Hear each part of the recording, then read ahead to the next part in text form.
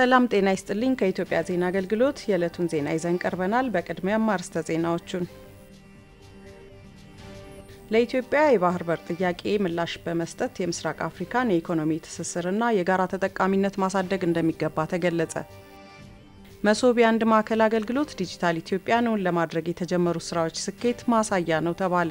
ለግብርናው ዘርፍ አቅም የሚፈጥሩ የቴክኖሎጂ ፈጠራ ውጤቶች የውጭ ምንዛሬን እያዳኑ መሆኑ ተጠቆመ። አካዳሚው ከተለያዩ ሀገራት ለመጡ 200 ለሚሆኑ አመራሮች ስልጠና ሰጥቷል። የአፍሪካን ኢኮኖሚያዊ ውህደት ለማፋጠን የሴቶችን ተሳትፎ የበለጠ ማሳደግ እንደሚገባ ተገለጸ። ዜናዎቹን በዝርዝር እንመለከታለን። ከዜናዎቹ ጋር የሽመቤት ደመቀ ነኝ። አብራችሁን ቆዩ።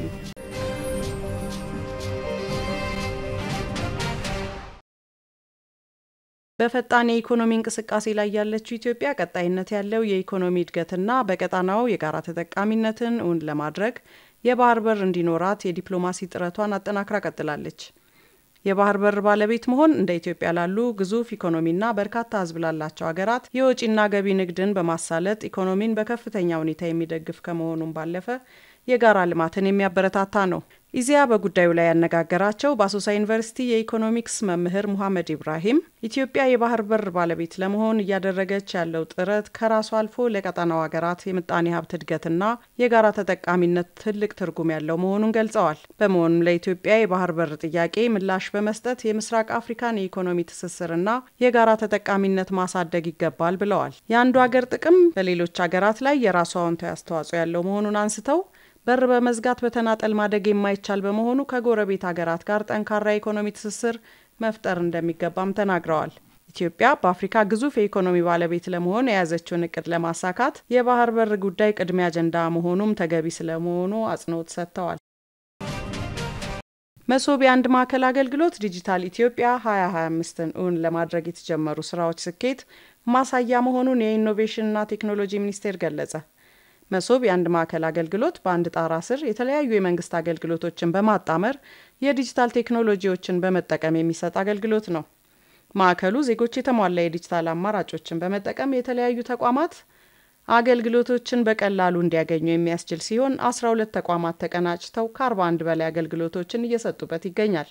የኢኖቬሽንና ቴክኖሎጂ ሚኒስትር ዴኤታ ዶክተር ይሽሩን አለማየሁ ማዕከሉ ተገልጋዮች የተለያዩ አገልግሎቶችን በአንድ ስፍራ ማግኘት የሚያስችልና የአገልግሎት አሰጣጥ ባህልን የሚያሳድግ መሆኑን ተናግረዋል። በዲጂታል ኢትዮጵያ 2025 ስትራቴጂ ከ800 በላይ የመንግስት አገልግሎቶችን ዲጂታላይዝ ማድረግ መቻሉንም ገልጸዋል። መሶብ የአንድ ማዕከል አገልግሎት ዲጂታል ኢትዮጵያ 2025ን እውን ለማድረግ የተጀመሩ ስራዎች ስኬት ማሳያ መሆኑንም አስረድተዋል። የዲጂታል ኢትዮጵያ ስትራቴጂን ለማሳካት የሚያስችሉ ስራዎች መሰራታቸውንና የኢንተርኔትና የኤሌክትሪክ አቅርቦት እና ተጠቃሚነት መስፋፋቱን ብሎም የዳታ ማዕከላት እየተገነቡ መሆኑንም አብራርተዋል።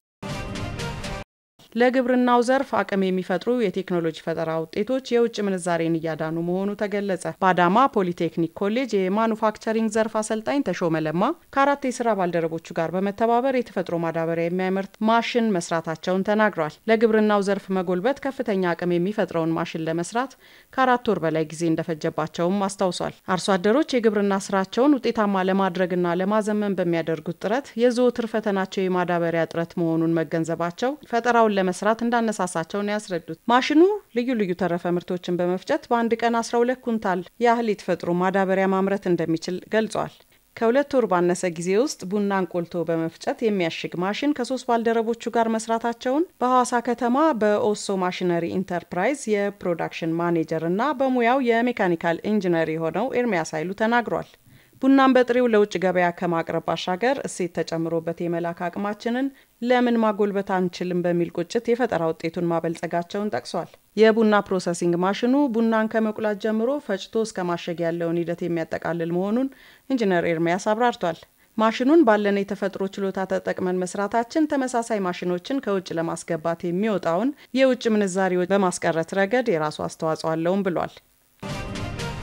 የአፍሪካ አመራር ልህቀት አካዳሚ ከተለያዩ የአፍሪካ ሀገራት ለመጡ 200 አመራሮች ስልጠና መስጠቱን የአካዳሚው ምክትል ፕሬዝዳንት መሰረት ደስታ ገለጹ። ምክትል ፕሬዝዳንቷ ለኢዜአ እንዳሉት ከለውጡ ወዲህ አካዳሚው በዓላማና በተግባር የተለየ ሆኖ መቋቋሙን ተናግረዋል። ዓለም አቀፍ የአመራር ልማት ስራን በስፋት ለማከናወን ታስቦም እንደ አዲስ ተደራጅቷል ነው ያሉት። አካዳሚው የአመራር ልማት ምርምርና ማማከርን እንደ ቁልፍ ተግባሩ አድርጎ እየሰራ መሆኑን ነው ምክትል ፕሬዝዳንቱ ያስታወቁት።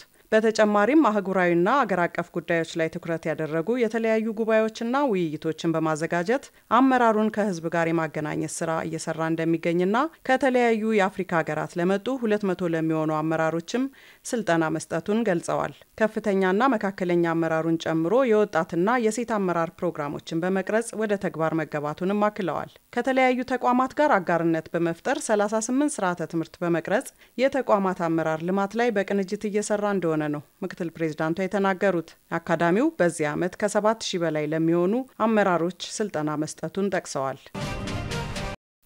የአፍሪካን ኢኮኖሚያዊ ውህደት ለማፋጠን የሴቶችን ተሳትፎ የበለጠ ማሳደግ እንደሚገባ የህዝብ ተወካዮች ምክር ቤት አፈ ጉባኤ ታገሰ ጫፎ ገለጹ። 60ኛው የምስራቅና ደቡባዊ አፍሪካ የጋራ ገበያ ኮሜሳ ሴት ስራ ፈጣሪዎች የንግድ ትርኢትና ኮንፈረንስ በአዲስ አበባ መካሄድ ጀምሯል። የህዝብ ተወካዮች ምክር ቤት አፈ ጉባኤ ታገሰ ጫፎ በንግድ ትርኢቱ መክፈቻ ላይ እንዳሉት አፍሪካ በ2063 ለማሳካት ከያዘቻቸው አጀንዳዎች አንዱ የሴቶችን እኩልነትና የኢኮኖሚ ተጠቃሚነት ማረጋገጥ መሆኑን አንስተዋል። የተቀናጀና የተናበበ ስራ ለአፍሪካ ዘላቂ እድገት ወሳኝ ሚና እንዳለውም ገልጸዋል። ኢትዮጵያ የኮሜሳ መስራች መሆኗን አንስተው የአፍሪካ ነጻ የንግድ ቀጠና ስምምነትን ውጤታማ ለማድረግ ከፍተኛ ጥረት ታደርጋለች ብለዋል። የአፍሪካን ኢኮኖሚያዊ ውህደት ለማፋጠን የሴቶችን ተሳትፎ የበለጠ ማሳደግ እንደሚገባ ገልጸው ኮሜሳ ለሴት ስራ ፈጣሪዎች እያደረገ ያለውን ድጋፍ አጠናክሮ እንዲቀጥልም ጠይቀዋል። የንግድና ቀጠናዊ ትስስር ሚኒስትር ዶክተር ካሳሁን ጎፌ በበኩላቸው የኮሜሳ አባል ሀገራት ሴቶች በንግድ እንቅስቃሴ ውስጥ ጉልህ ሚና እንዳላቸው ገልጸዋል። የሚገጥሟቸውን ፈተናዎች ተቋቁመው በንግድ ስራ ውጤታማ የሆኑ ሴቶች በርካታ መሆናቸው ነውና የጠቀሱት። የአፍሪካ ህብረት ኮሚሽን ምክትል ሊቀመንበር አምባሳደር ሳልማ ማሊካ በአፍሪካውያን መካከል የሚደረገውን የንግድ ልውውጥ በማሳደግ የአህጉሪቱን የኢኮኖሚ ውህደት ማፋጠን ይገባል ሲሉ ተናግረዋል። የአፍሪካ ህብረት የሴቶችን እኩልነት ለማረጋገጥና የኢኮኖሚ ተጠቃሚነታቸውን ለማሳደግ የተለያዩ ፕሮጀክቶችን ቀርጾ ተግባራዊ እያደረገ መሆኑንም ተናግረዋል። ዜናው አበቃ። ሰላም ቆዩን።